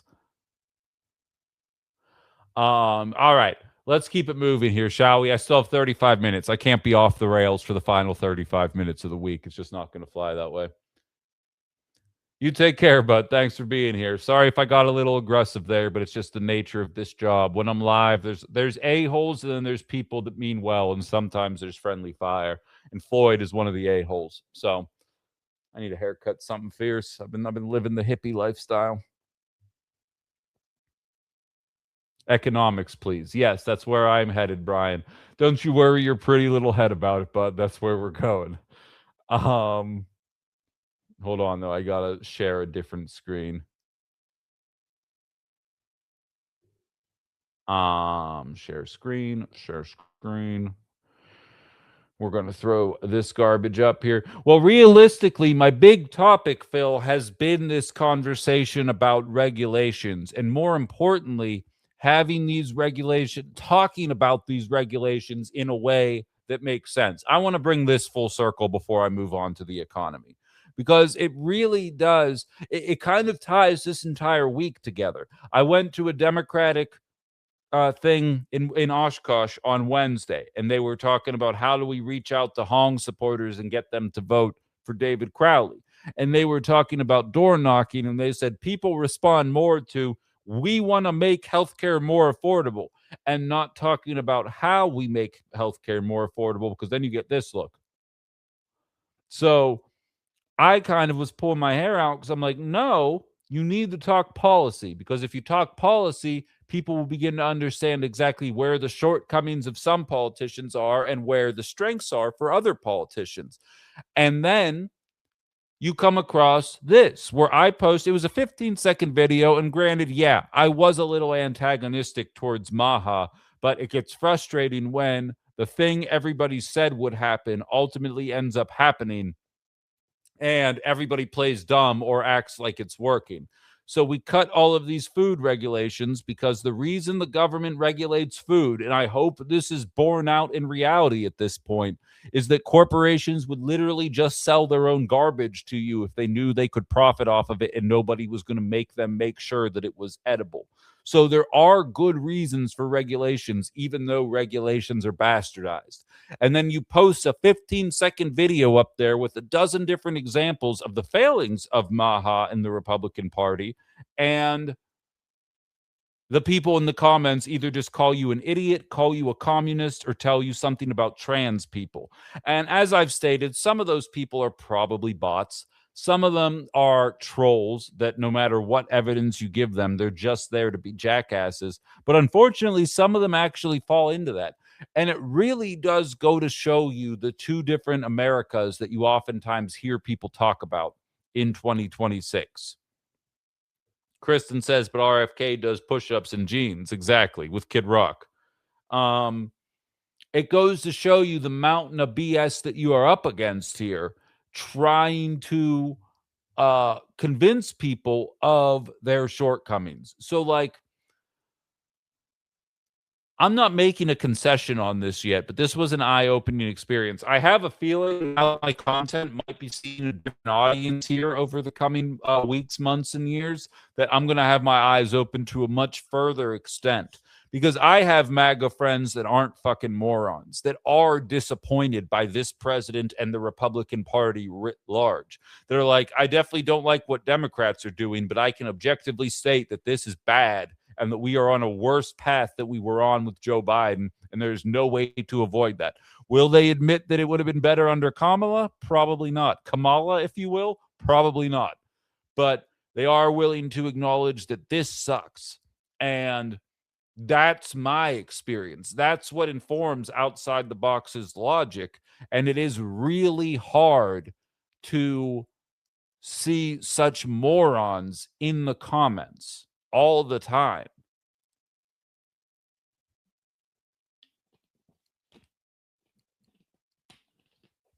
As I sit here and take a sip of high fructose corn syrup and just 65 grams of sugar. Sugar water. All right, anyway, that was Men in Black for those of you uninitiated. Can we spend the rest of the show talking about the economy so bad that it's difficult for me to make a substantial profit selling autographed sports memorabilia? Yeah, some variation of that, for sure. Greasy Fingers Salon. Okay, you're welcome for the free pub. Never been a better time to sell sports collectibles, says Matt. There's such a fixation of sex amongst a lot of religious sects. It's ironic. Have some consensual, mutually satisfying sex then and stop fixating on what other people do. Well, that's the thing. It's that they feel guilty about the sex that they do, so they don't do it, and then they harangue you about it and make it an entire political movement. And I just don't respect it. There are some Republicans that when you put the mic in front of their face and ask them about the economy, they'll be like, nah, this sucks. This sucks shit. But then there's other ones. Have you seen this woman who's going viral where she's like, he's got to get the Arabs? Like, I don't think we've called anybody an Arab since like 2004. Got to get the Arabs. That's why I elected Trump. I don't think that's why you elected Trump. I feel like if I went back into October of 2024 and looked for where get the Arabs were on the list of things and reasons why you were upset with Democrats and why you thought Trump would be a good candidate going forward, I don't think get the Arabs was going to be high on the list. What do I know, of course?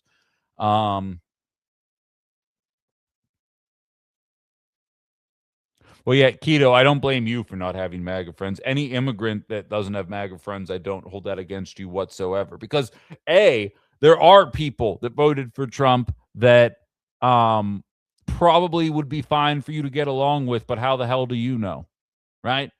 You know better than I do, Keto, about how many stories you see about, like, the immigrant in the Trump hat and gear getting arrested for being an immigrant.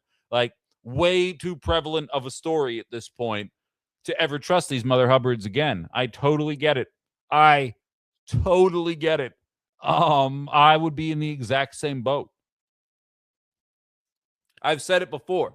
If Greek people were the trans people of 2026, if you know a reason why you can't make any money is them damn Greeks taking all jobs, would be the Republican talking point. There would be an entire industry on Fox News of Greek people saying negative things about Greek people in the name of saying, see, we found one of the good Greek people. And then once I helped them get their guy elected, my life would be made irrevocably worse. Right?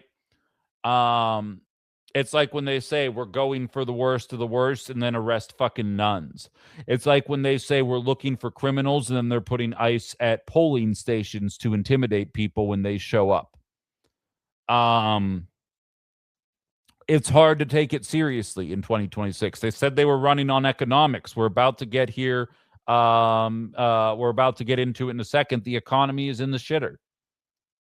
They said that they were running about not starting forever wars. We are currently embroiled in one facet way or another in 3 different wars going on right now. Not all of them were started by Trump, but Donald Trump said he was going to end all of them and not start any new ones, and he has done none of that shit.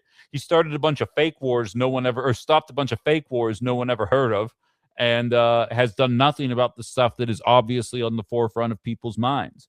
Every single metric by which you could assess these things, it's been an abject failure. And I think that's what's so disappointing. I mean, and that's on Democrats as well for not being bold enough to be the kind of declarative people they need to be in order to let people know that they are going to enact the kind of change that people want to see. So it's quasi a Democratic issue, but the fact that Republicans still 4 out of 10 people are like, yeah, I'd vote for a continuation of these policies means that you don't actually care about any of that other than being a dick to immigrants. And it's disappointing because this administration objectively sucks. Case in point. Brian asked, and I feel like he's going to yell at me if I don't. He'll start making animal noises. That was always his go-to move when I was on the radio, for those of you that weren't listening. I'm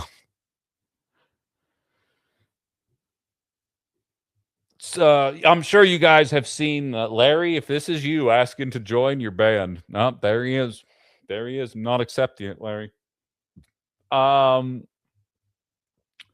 A lot of you guys have probably seen what Scott Bessent has had to say. I very rarely dabble in what's going on in mainstream media because I feel like A, it's normally a distraction, and B, they're going to talk about it 15 times a day, literally, because every hour it's a new show. It's a new show, and every new show kind of hits the same stories. It's like when you're watching Sports Center all day, right? Back when I was in my early 20s.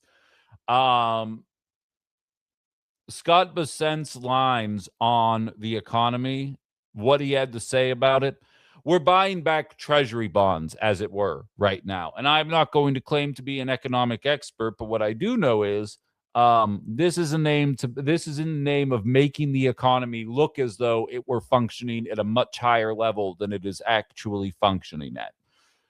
Moreover, again, objectively, and longtime listeners, Brian in the audience knows, I never, not once, was I ever a Democratic economy apologist. At no point ever did I pretend like things were going well. I would say America's inflation is trending better than any other industrialized nation, and he should be given credit for that. But as long as you're not willing to crack down on the corporations obviously fleecing us, we are not going to be able to move forward, and people will think this economy sucks. And liberals would get mad at me for saying that, and now we got to deal with the Trump administration. What I do know is this. If a Biden official went on TV with the economy in the state that it is in and said this, it would be Fox News' story for the next month and a half. You know, I just wanted to get your read on the economy as we see oil prices marching higher again. We have seen tremendous resilience, as you noted, from the consumer, but there are signs that the job market may be cracking a little bit. Got a weak job report last month. I'm curious about your assessment as to how much we can handle all of this. I think the jobs numbers are quite noisy. And again, Sarah, the other thing that's important too is like the jobs that we're seeing are going to Americans after the deportations that we've seen during President Trump's administration and the closing of the border, that like this unfettered migration, we don't need to produce as many jobs. So first of all, I guess that means that immigrants weren't taking our jobs then. It was that we were creating more jobs for immigrants based on that logic. Like genuinely, why am I supposed to take these people seriously anymore at this point? I thought it was that immigrants were taking all the jobs. So in other words, there should be more job openings then. So what's the issue? Secondly, I have not applied for a job since losing my job. I haven't applied for a job since April of 2022. And not to toot my own horn, but I applied to 8 radio stations and got job offers at 5 of them. I do not know what it is like trying to be employed in 2026. What I do know is there's quite a bit of content out there telling you what it's like trying to become employed in 2026. And what's happening is there are fake job offers out there. You go on Indeed, you go on Zipline, take your pick. This isn't me shit talking any individual recruiter app. It's the general vibe of it. They have fake jobs. And if you haven't noticed, and apparently this is a regular thing now, and I welcome anybody here, hold on, anybody who is currently job searching, I'd love for your comments. I'm throwing a link in the thing now. And I can see Jay already knows where I'm going with this here. You apply for the job. The job wasn't even real. And then they sell your phone number and your data to other companies that blow up your phone with robocalls. So you are there desperate for a job. You're trying to find a way to make ends meet while half of the political spectrum is telling you you're lazy and just want to play video games in your mother's basement all day. Meanwhile, jobs are not hiring. Job numbers are decreasing significantly relative to anything that was happening under the Biden administration, which MAGA was so certain was the worst possible outcome for anything out there. AI is taking people's jobs. Apparently, the immigrants aren't taking people's jobs anymore because our dad president is so good at being president. So we don't have that as an excuse anymore. It's almost like trickle-down economics and cutting taxes for all these rich assholes is not promoting more jobs. It's not increasing the wages of more jobs. It's not reducing the cost of the goods that are being sold right now. It's almost like the MAGA movement has entirely been designed to funnel money into the hands of 970 billionaires. If you thought that I was mad about the Democratic platform and the fact that they were accidentally giving us 4% of the benefit, how do you think I feel about the Republican agenda that's just fuck you, we hate immigrants, now cry harder, loser, about trans people and the fact that you're not getting paid enough?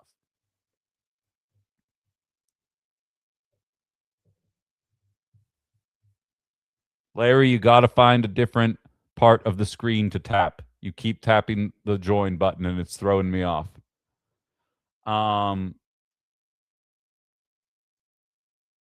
Wait, what's this all about? CKK's, oh wait, hold on, it goes further back than that. Saw a YouTube of a Mexican-American comedian baffled at MAGA Mexicans-Americans like you've been here for a generation, but no one else can. I think I know where this is going.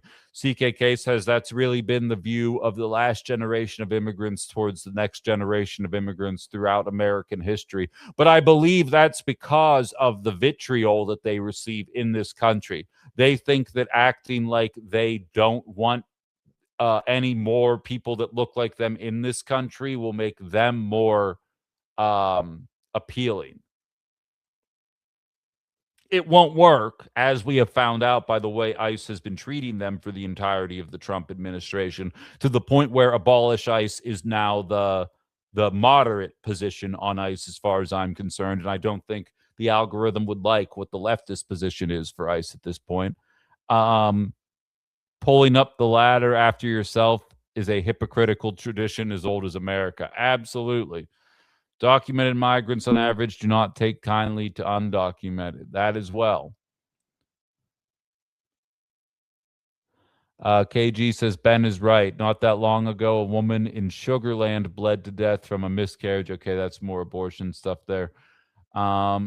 The worst of the worst. Turns out they were taking the best of the best jobs. Well, that's just it, Blaine. They're not even taking good jobs. It's shitty jobs. They clearly nobody else wants to do, especially at the wages they're at. And as I highlighted earlier in the hour, Wisconsin Democrats will tell you if our ag sector in Wisconsin had to pay American wages, our ag sector would collapse in on itself. This is what I'm saying. We've got an economic system propped up on paying bartenders and servers $2.83 an hour plus tips. We've got an ag sector propped up by paying immigrants poverty wages because they can't afford to pay working wages to anybody that shows up there. We're trying to find ways to replace people with AI and robots at every possible turn, while any push to increase the minimum wage is met with screaming banshees saying, that's going to make them replace you with robots. Tell that to the McDonald's in Austin, Texas, that has replaced most of their workers with robots at this point, while not raising the minimum wage. You pick an industry, and I will show you an industry where they are intentionally keeping our wages suppressed, looking for ways to cut those wages even further, and not keeping our wages at pace with our productivity for the better part of the last half a century. And then Scott Bessent is going to go on CNBC and tell you, actually, the job numbers are fine. Don't even think about it. It's because there's less of that damn Mexicans. Nobody wants to work anymore for people for all time. Exactly. And the worst part of all of it, it's quite literally the foundational talking point of Outside the Box, is that we have beaten scarcity. The only reason this system exists in the current setup that it is because the powers that be want it to. There is a phrase, and I've been thinking about how to work this into the show for a while now. There is a phrase that applies to immigrants, that applies to working class versus ruling class, and to a certain extent relates to America and first world countries versus a lot of developing nations.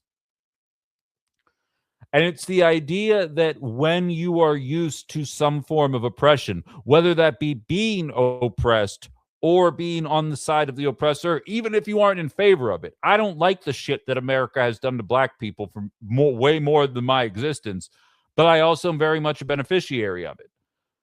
That when things start to calibrate more, equality feels like oppression to the people that were at the top of the food chain.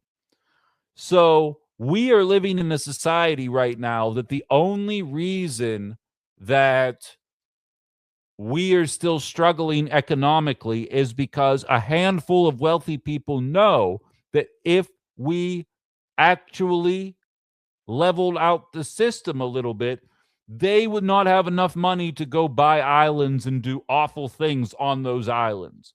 But hundreds of millions of people would have access to health care and food. And that is viewed as some kind of extremism that cannot possibly be allowed in this country. And to a certain extent, that's why so many countries hate America. And we're told that they hate us. No, they don't hate us. They hate our excess. They hate that we throw away more food than most countries get to eat. Because instead of investing in our healthcare, we invest in bombing the shit out of anybody that might accidentally challenge that ecosystem. And it's the same principle here now. My founding belief, the original thought of Outside the Box was society had access to food. They had access to water. They had access to shelter. And then they invented something. All of these other things were either built by individual humans or hunted and gathered by communities, right? Or individuals if you go far enough back in time. And then eventually somebody invented the economy. And they said, here's this fake thing that I made up and have made the rules up to explicitly benefit me. And if you can't figure out how to play this game, you do not get food, water, and shelter. Stuff that was available before the economy. As we said, you're not allowed to go and put a tent up in the woods somewhere in a lot of communities because that's illegal. You got to play the game. Otherwise, you're going to jail. Also, the game is rigged, and you're probably not going to do very well at it. But if you lose, I promise you, 40% of the population is going to tell you you lost because you suck. And that is a very small percentage of how Bessent is talking right now.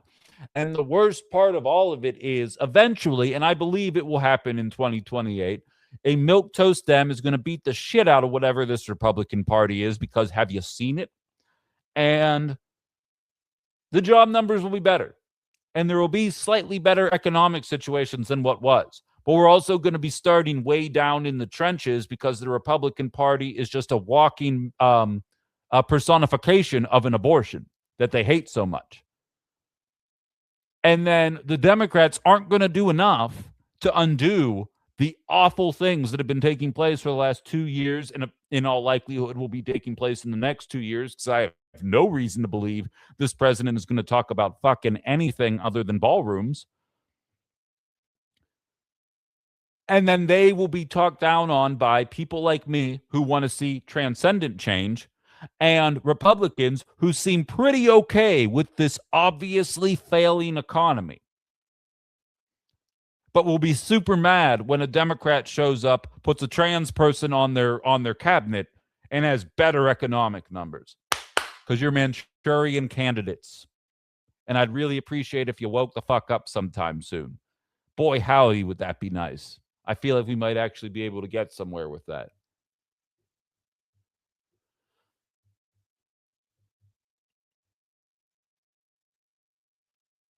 Oh, it's pronounced Bearheart. That's Gaelic. All right, cool. I appreciate that.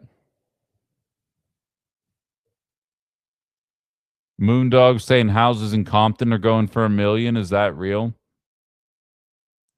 The U.S. comprises 3% of the population and consumes 25% of the resources. Right. I mean, that's the...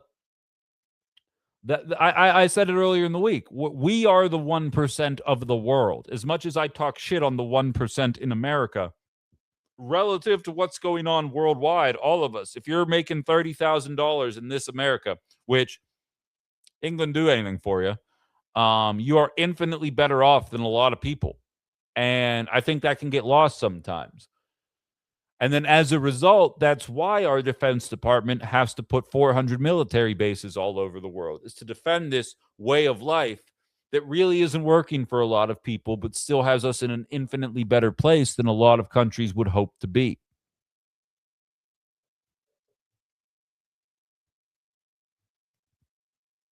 Text about what, CKK?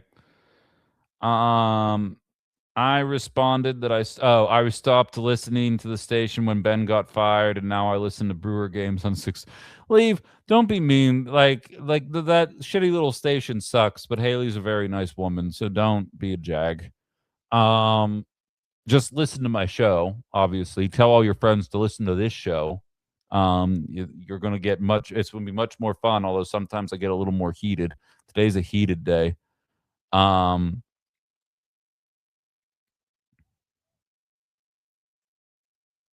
Wait, what's going on here?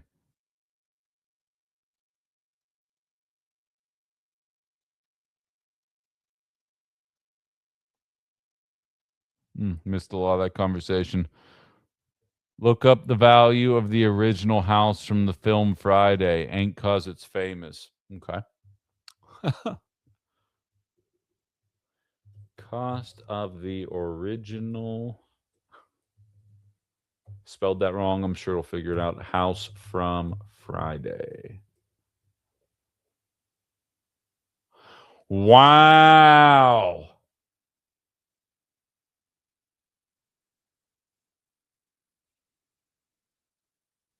And even the house they bought in Next Friday is now valued at over $1.3 million. Because if you remember correctly, they moved to the suburbs in the sequel.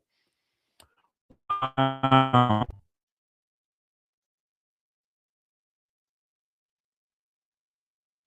Today is a great day, Ben. Anthony, I agree. Oh, by the way, the house from Friday is worth between $600,000 and $700,000.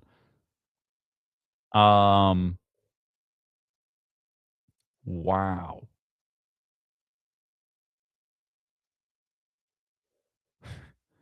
Left Wing Gorilla says,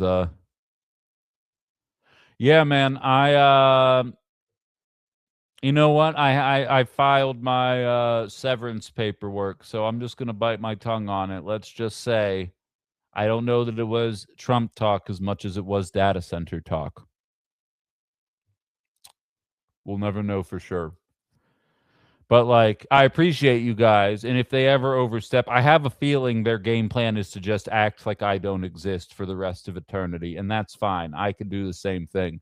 Although anytime I've dropped the shitty moniker. Now they're just that little radio station. I'm gonna be honest with you guys. I've got 2 more sponsors lined up to start in September. I officially have 100% replaced my salary that I was making at that little radio station. And all sponsors and paid subscribers going forward is actually going to be a raise relative to what I was making. Granted, I don't have any kind of retirement or healthcare provided now, so there still are extra costs I'm going to need to account for.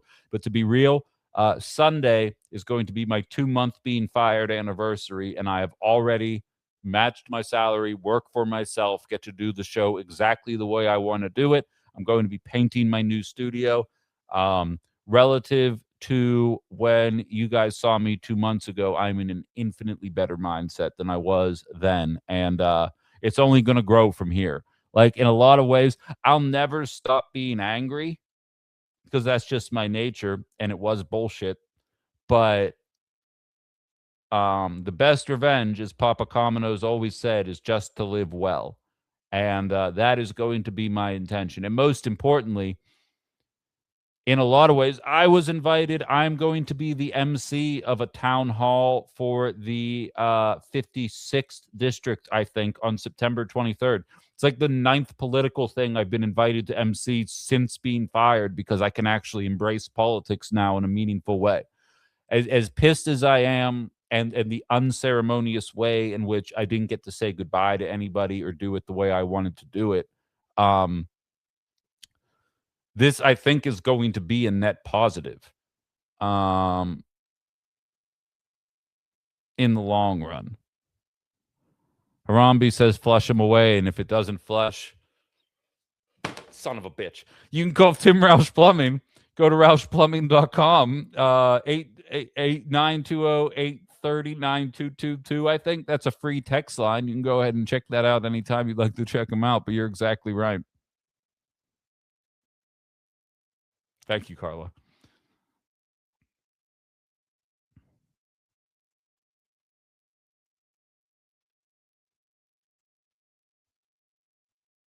I got a okay,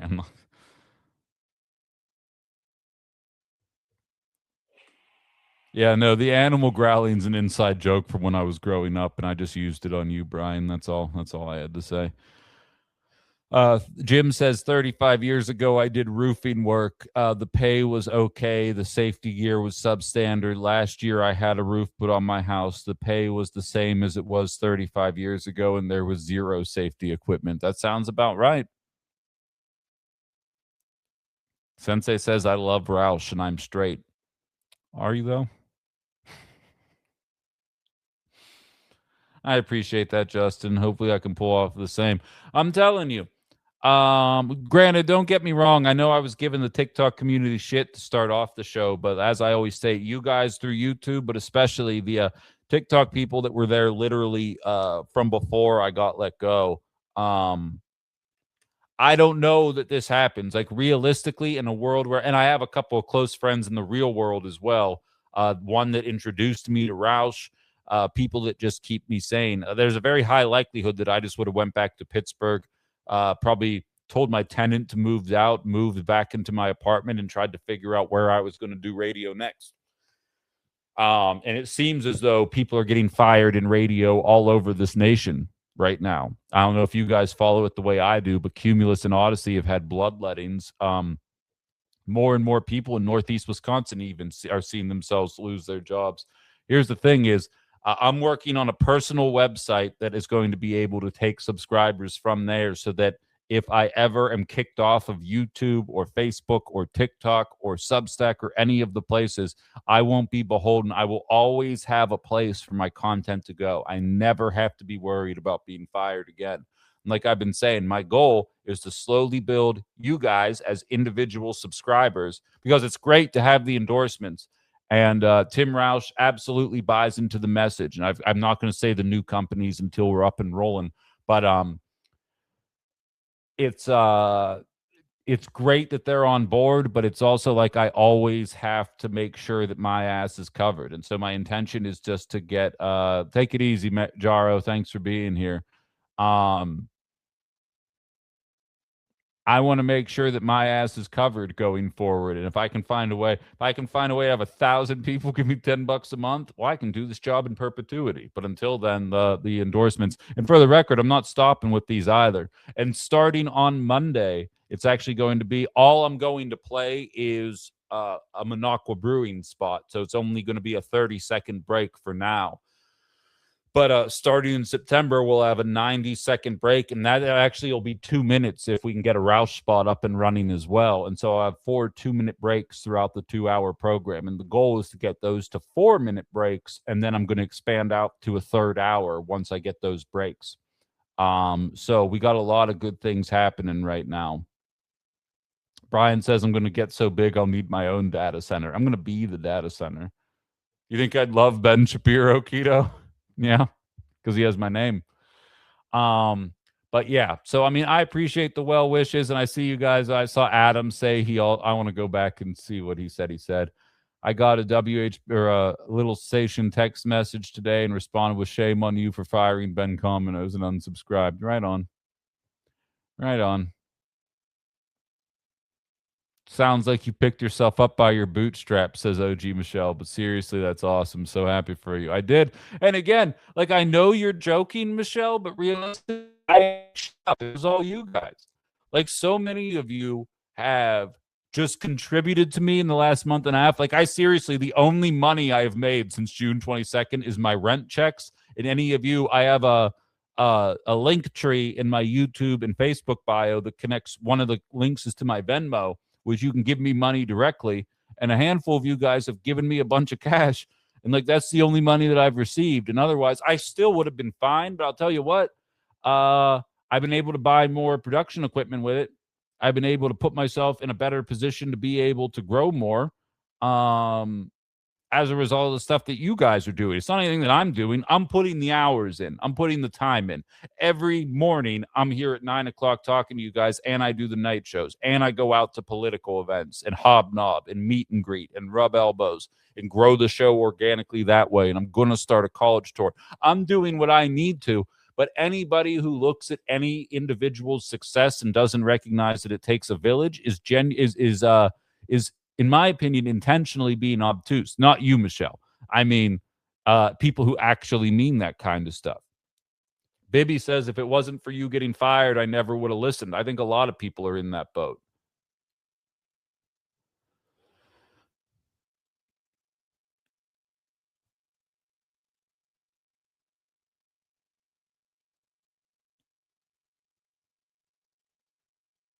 Data center communist. That's what they call me.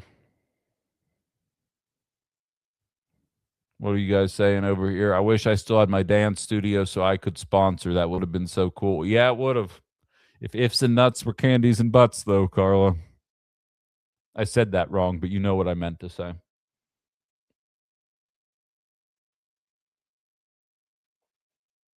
WOLD by Harry Chapin is still relevant today. I'm not familiar.